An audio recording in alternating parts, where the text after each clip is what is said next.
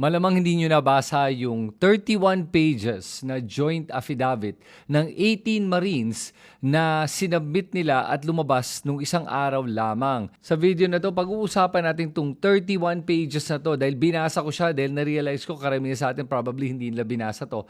At bibigyan ko kayo ng detailed breakdown kung ano bang laman nitong 31 pages na to at ano ba yung mukhang totoo, mukhang hindi, mukhang kasinungalingan at mukhang kwentong barbero lamang. Unang-una makikita mo dito yung pangalan ng lahat ng mga Marines daw, part of the Philippine Marine Corps.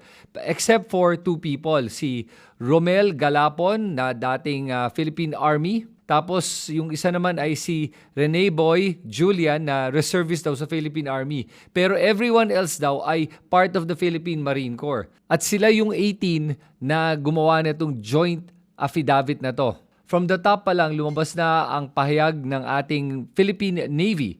At dito sinasabi nila that 4 of the 18 are not and have never been members of the Army. And the others daw, karamihan sa kanila were dishonorably discharged from service according to the Philippine Navy. Pero sinabi naman nga nila dito sa salaysay, yung dalawa ay hindi naman parte ng Marine Corps. So may dalawa pa na nag-claim that they're part of the Marine Corps na hindi naman pala. Pero bakit sila magsisinungaling na sasabihin nilang Marine sila kung hindi naman talaga sila Marine? Yun ang nakapagtataka. At kung kaya nila magsinungaling sa kanilang posisyon, kaya din nila magsinungaling sa mga iba't ibang bagay pa. Sunod nun, yung karamihan daw nito ay dishonorably discharged. Anong ibig sabihin nun? Ano ba yung nagawa ng mga to para ma-dishonorably discharge sila? Alam po nyo seryoso pag dishonorably discharged ang isang sundalo o isang parte ng Marine Corps.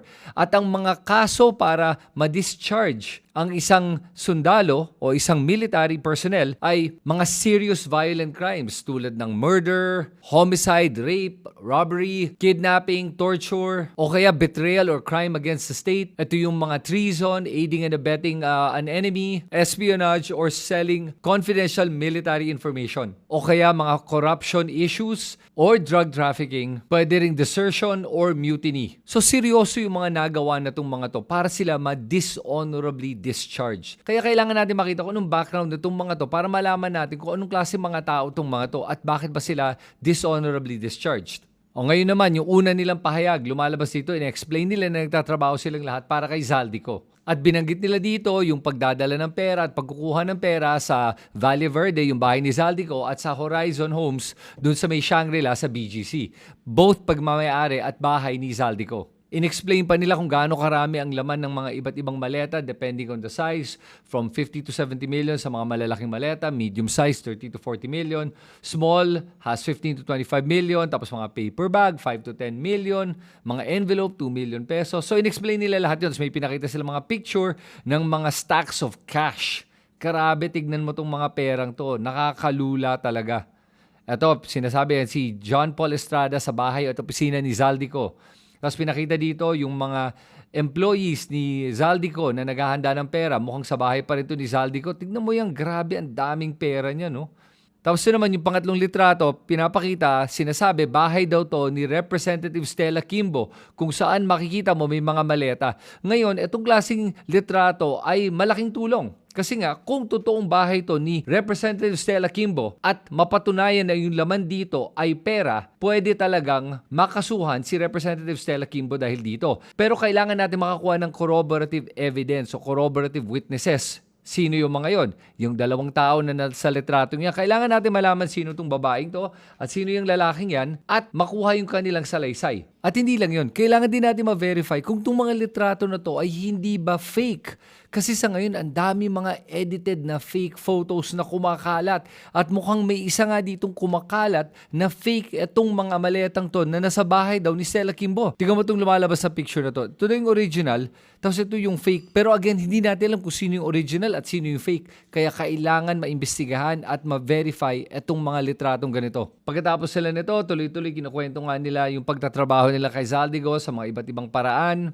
At yung pagde-deliver daw ng pera kay Zaldico. At kasama nila dito yung mga iba't ibang staff ni Zaldico para magawa itong mga pagde-deliver ng pera. Next naman dito makikita mo, nilabas sila yung mga kotse na ginagamit pan-deliver ng pera. At lahat to ay mga Toyota cars na may mga iba't ibang mga plate number. So, ang kailangan natin gawin ngayon dito ay malaman kung sino may-ari ng mga kotseng to. Since nagtatrabaho sila kay Zaldico, it's safe to assume na itong mga kotse na to ay pagmamay-ari ni Zaldico. But just to do your due diligence, kailangan talaga ma-check yung mga plate number na to at yung kanilang pagmamay-ari kung saan sila nakarehistro. Tapos naman dito, lumalabas, pinapakita yung mga iba't ibang address kung saan daw nag-deliver ng pera itong 18 na Marines or former Marines na to. Ang mahirap naman dito ay pwede kang magbanggit ng kahit na ano-anong mga address kung gusto mo lang mandamay ng mga tao. Kailangan, again, magkaroon ng corroborative evidence. May mga litrato ka ba na nandun ka sa mga lugar na to at nagde-deliver ng pera? Hindi sapat na nandun ka lang, kailangan nagde-deliver ka ng pera. Kailangan mo ipakita yon. Tapos dito sa number 12, binanggit na may nag-deliver daw ng pera para kay Zaldico na galing daw kay Congressman Guardiola. O, narinig mo yung pangalan ni Congressman Guardiola na before, di ba? Galing kay Congressman Leviste. At sinasabi nga nila, Congressman Guardiola ay kasing grabe daw ni Zaldico o kaya baka mas malala pa nga daw. Tapos may isang bagong pangalan na lumabas dito. Sabi daw na meron daw linggo-linggo na pinipick up na pera na galing sa 20 Banaba, South Forbes Park na bahay ni Secretary Laurel Tew. I think ang binabanggit nila dito is si Agriculture Secretary Kiko Tew Laurel. I think kasi wala na akong kilalang Laurel Tew pero merong Kiko Tew Laurel. Tapos meron daw nagde-deliver sa basement na paradahan ng Shangri-La Hotel sa BGC tulad ni Bucor Chief, si General Gregorio Katapang. Ang dami ng pangalan na nababanggit and we're only on the 5th page. Tapos dito, kino-confirm nila na kilala daw nila si Orly Gotesa at may pinakita siyang picture dito na kasama niya si Orly Gotesa at ito si Orly Gotesa na may kasamang ang tao na nagde-deliver nga daw ng pera. Pero ang tanong, nasaan na-take itong picture na to? So ngayon na binanggit na nila yung parang mga operations nila with Zaldico and receiving and delivery of money, sunod na salaysay nila is about the ICC. Alam mo, interesting sa akin na lumabas to ngayong araw na to dahil ito din ang umpisa ng confirmation hearings ni Rodrigo Duterte sa ICC. At nakapagtataka talaga, anong kinalaman ni Zaldico sa ICC? So tingnan nga natin itong timeline na binabanggit nila dito kung saan tinatay nila ang ICC kay Zaldico. Yan, sabi nila dito nung December 2023, nag-deliver daw sila ng 56 million na pinapalit daw into dollars para sa paghanda daw sa pagdating ng mga foreigners na si Sonny Trillanes daw yung in charge. Pero alalahanin mo mga tao to ni Zaldico, sina John Paul Estrada at si Mark Tiksay. Pero nakapagtataka, kung gagamitin to para sa pagdating ng mga foreigners, bakit pinalit nila into dollars? O kaya ibig sabihin ba nila, kinonvert nila yung mga dollars into pesos? Kasi kung pupunta ang mga foreigners dito, bakit gagawin mong dollars ang pera kung gagastusin nyo yan dito? It doesn't make sense. Idagdag mo pa dito na tinatanggi nga ni Sonny Trillanes itong sinasabing pagbigay ng $2 million. Tignan natin kung totoo nga yun o hindi. Dahil pag nagsampa ng cyber libel case si Sonny Trillanes, kailangan patunayan na itong mga to yung sinasabi nila. Otherwise, talo sila sa kaso ni Sonny Trillanes at mako-convict sila with cyber libel. So ito ang pagkakataon nilang patunayan na totoo yung sinasabi nila. Pero malakas ang loob ni Sonny Trillanes. And ako, honestly, right now, I believe Sonny Trillanes. Sobrang taas ang integridad ni Sonny Trillanes at matagal niyang pinaglaban ang karapatan ng ating mga kababayan. Since 2017, 2016, even before that, pinaglalaban na niya yung karapatan ng mga kababayan natin. Marami nang sumubok na sumuhol kay Sonny Trillanes at walang nagtagumpay. Tapos ngayon tatanggap siya ng $2 million galing daw kay Zaldico para sa ICC investigation. Talaga? Parang it doesn't make sense to me. Pero anyway, let the courts decide. I look forward to the cyber libel case sa isasampa ni Sonny Trillanes and for these people to prove na totoo yung sinasabi nila at malalaman natin kung sino nagsabi ng katotohanan. Tapos dito naman, sa December 2023, kinuwento basically nila yung pag-aasikaso nila para dito sa mga ICC representatives at mga iba't ibang mga meetings na ginagawa at pinapakita daw dito na ginamit daw ang kotse ni Zaldico para ipagmaneho ang mga ICC representatives. Ngayon, we can verify this again, check the plate numbers, malaman mo na kay Zaldico at kailangan makita natin na mayroon bang larawan na nakasakay nga itong mga ICC representatives gamit ang kotse ni Zaldico. But at the same time, what does it really prove? These are different issues that we're talking about. Yung isa sinabi nagbigay ng $2 million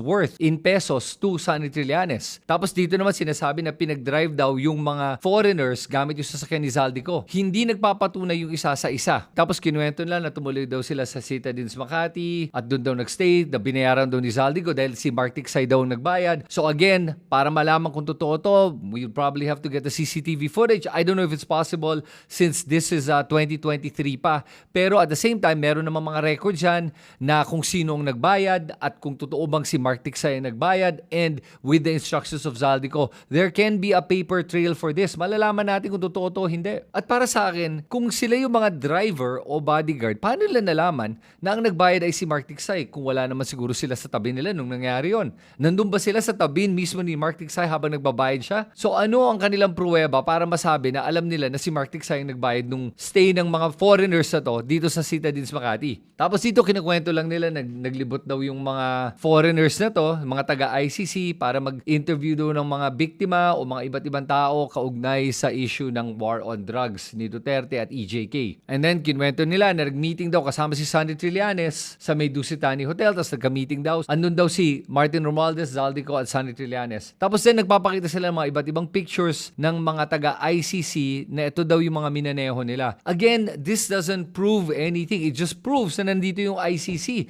that they were doing their investigation, collecting the evidence. That's their job, to collect the evidence. I don't think they ever hid it na nandito sila sa Pilipinas to collect the evidence. Tapos mahaba yung parte talaga nito for the ICC mismo, na kinuwento nga na nagstay daw sila sa mga iba't ibang mga hotels, and apparently at one time nagstay daw sa condo unit ni Zaldico sa Raffles, Makati. Tapos sinalaysay nila dito yung mga iba't ibang mga tao na nakikipag-meeting sa mga ICC prosecutors. But again, what does this prove? Na nagmi-meeting sila? Oh, totoo siguro yan, nagmi-meeting sila. Tapos ngayon dito sinabi nila na nag-deliver daw ng pera na 4 na beses kay Sonny Trillanes para gastusin daw na konektado daw sa ICC personalities. At dahil daw siya daw yung security detail ni Zaldico, kaya daw niya nakikita niya lahat ng mga itong nangyayari. At nakita niya mismo na lagi daw binibigyan si Sonny Trillanes ng paper bag ng pera o kaya paminsan-minsan daw isang maliit na maleta. Tapos binigay dito yung mga dates at sino yung mga in charge para magbantay at mag-drive para sa mga foreigners na to. At to prove that he did work with the ICC, pinapakita ni Belnard Tube dito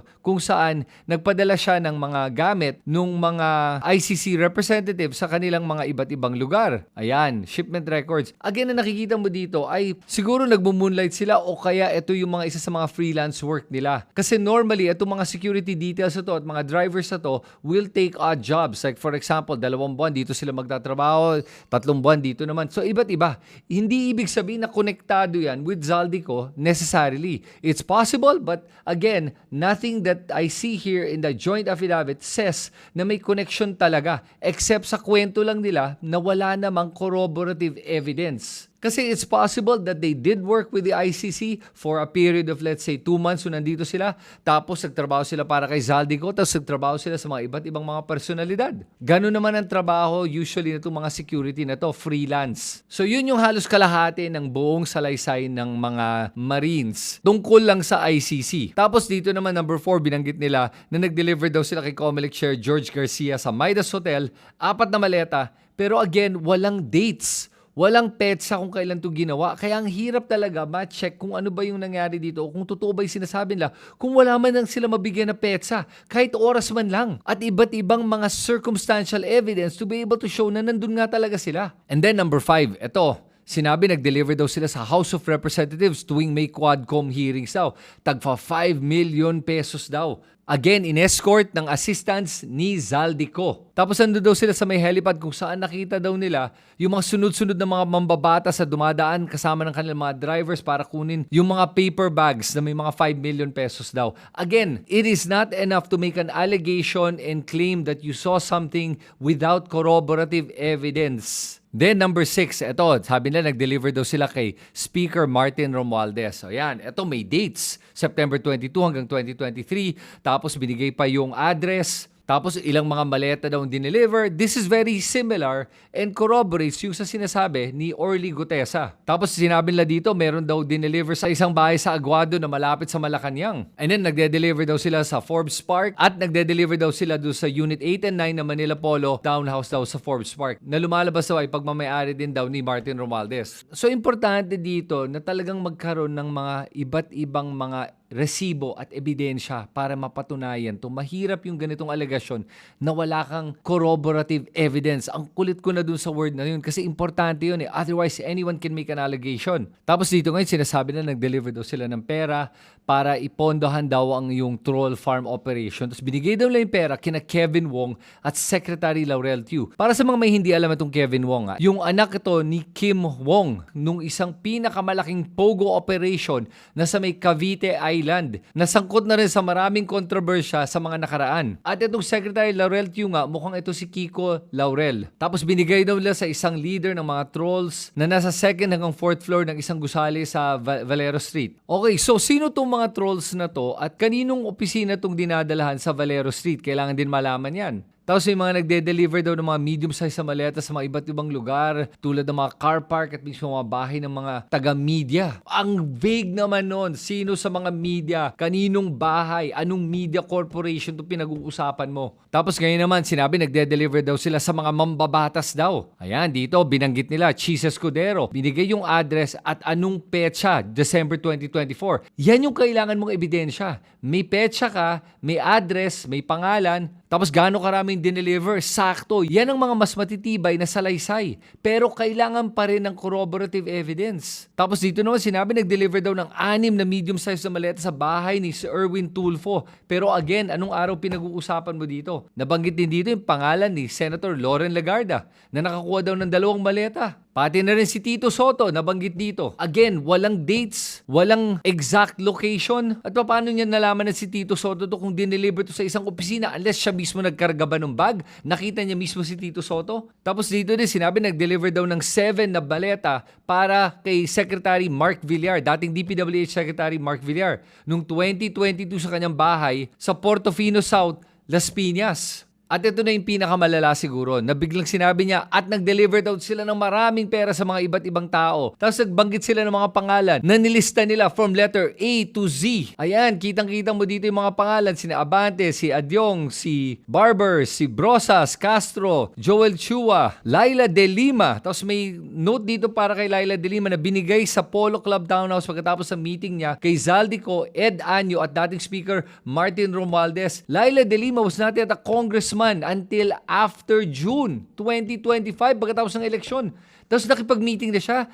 Kaya mahirap paniwalaan to kasi kailangan malaman kung anong petsa ang sinasabi mo dito na nag-deliver at nakakuha ng pera itong si Laila De Lima. Ang hirap paniwalaan eh. Tapos si Jay Kong Hoon, si Janet Garin, si Raul Manuel, na kabataan party list representative. Nakakuha din daw talaga. Grabe, naka-minimum wage kaya ng mga yun. Pinaninindigan nga nila yan. Tapos nakakuha siya ng pera talaga. Kailangan mo patunayan to. Hindi pwedeng ganitong mga alegasyon na sinasabi mo lang na nag-deliver ka. At bakit may isang redacted dito yung letter B? Sino yun? Bakit redacted kaya yun? Tapos may iba pang mga deliveries sa mga iba pang opisyal ng gobyerno, sabi dito, sa number 9 sa kanilang salaysay, na binigay daw kay Bongbong Marcos, Liza Marcos, na pinadala pa daw sa kanilang bahay sa may Ilocos Norte. Bakit pa ipapadala sa Ilocos Norte kung pwede naman ipadala dito sa Forbes Park? I don't understand. Bakit pahihirapan pa ni na Bongbong Marcos sarili nila na magpapadala pa through an air taxi papunta dun. So kung totoo to, dapat may receiver from air taxi at makikita nag-deliver ng mga maletang to sa bahay ni Bongbong Marcos. Tapos nag-overnight daw sila,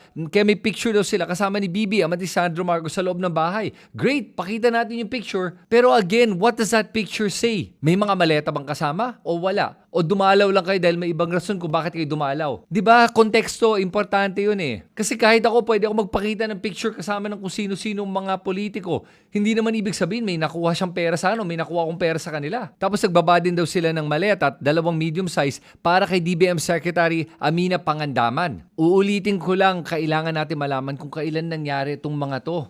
I'm sure naman meron silang text message na may mga timestamps yan at mga date stamps. Pwede nilang ipakita yan. Tapos dito, sinabi din si Retired General Gregorio Katapang, Bucor Chief, nag-deliver daw ng 8 maleta kay Zaldico. Nakapagtataka bakit ang Bucor Chief ang nagde-deliver ng pera para kay Zaldico? Para saan kaya to? So again, kailangan malaman yung date para makita natin at makorroborate kung para saan to at saan nanggaling yung pera. At dito binanggit din si DPWH Secretary Manuel Bonoan. Tapos nakita daw niya si Retired General Eduardo Año na binigyan ng isang paper bag pagkatapos ng meeting nila ni Martin Romualdez at Zaldico at si Laila De Lima. So ngayon, dito naman sinasabi na ang nakakuha daw ng bag ay si Año. Pero kanina sinasabi nila that Laila De Lima got money daw pero hindi niya mismo sinabi na nakakuha ng pera, nilagay lang ang pangalan ni Laila De Lima sa listahan na to. Honestly, kung ako si Laila De Lima, sasampahan ko din ng kaso tong mga to para malaman natin ang katotohanan. Tapos ngayon, ito na, number 10 sa kanilang salaysay. Dito pinapakita nila yung mga iba't ibang mga aeroplano at mga helicopter na ginamit nila para mag-deliver daw ng pera. So dito pinapakita yung aeroplano to nakalagay sa tail, RPC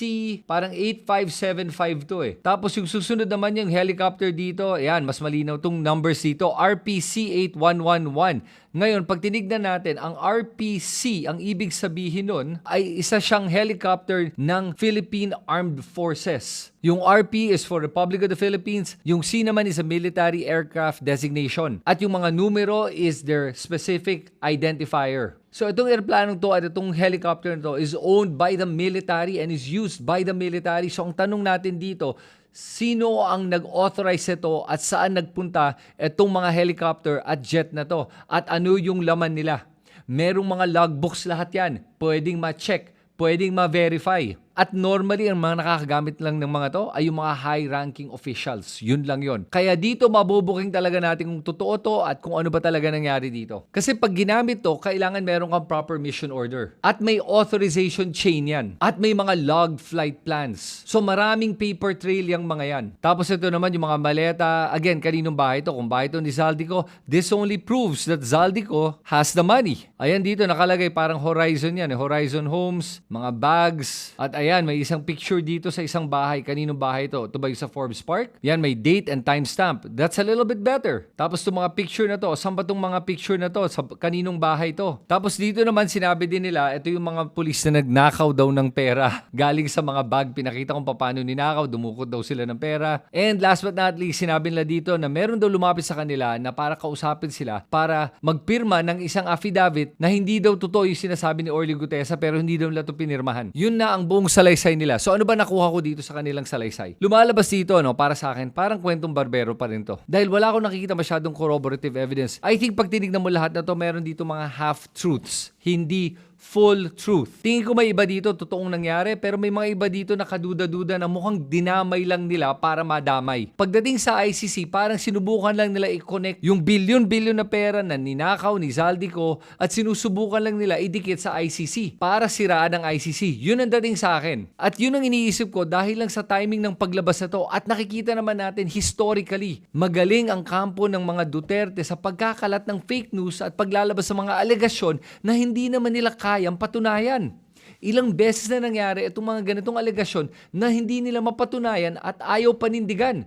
Orly Gutesa nga, hinarap ni Marcoleta tapos ngayon ayaw na magpakita. At pag tinignan mo yung huling dekada natin, makikita mo dito ilang beses nag-iimbento ng mga alegasyon, nag-iimbento ng mga ebidensya at nagkakalat ng fake news ang mga kampo ni Duterte. Yun ang alam nila. At alam mo kung ba't ginagawa itong mga to? Kasi ang objective lang naman nila dito ay gumawa ng alegasyon para dumikit sa utak ng mga kababayan natin na may nangyaring kalokohan. Kahit na hindi mapatunayan at naiisip nila na hindi naman natin lahat babasahin yung 31 pages na to. Pero pag binasa mo, ang gulo talaga nung salaysay nila. Kaya nga sinasabi ko parang kwentong barbero, parang usapang lasing nga But may isang common thread yung buong 31 pages. Alam mo kung ano yun? Na may nakuhang pera talaga si Zaldico. At malaki ang nakuha niyang pera. Yan ang isang common thread from page 1 up to page 31. At para sa akin, imbestigahan to.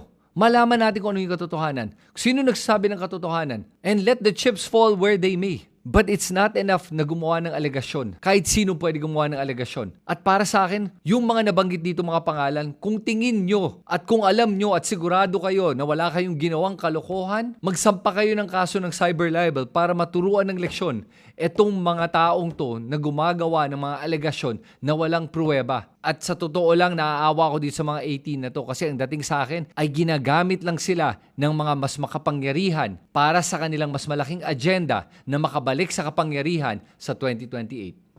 Kayo, ano tingin nyo? Ano yung mga katotohanan na narinig nyo dito at ano yung mga tingin nyo kasinungalingan?